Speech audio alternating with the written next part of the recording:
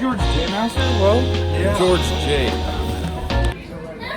Hey, how's it going? George Master here. I'm at this place called Backyard Taco in Mesa. Now, they're all over the place in the East Valley. I've never been here before, but I want you to look at this goodness.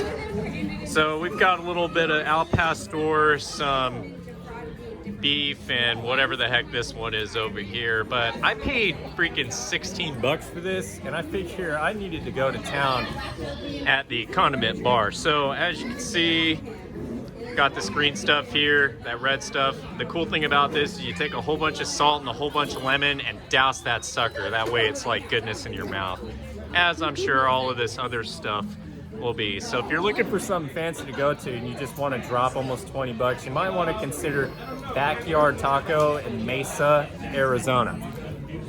16 bucks. Fill your stomach. And if you're concerned about calories, folks, you're gonna die anyway. Just let it rip.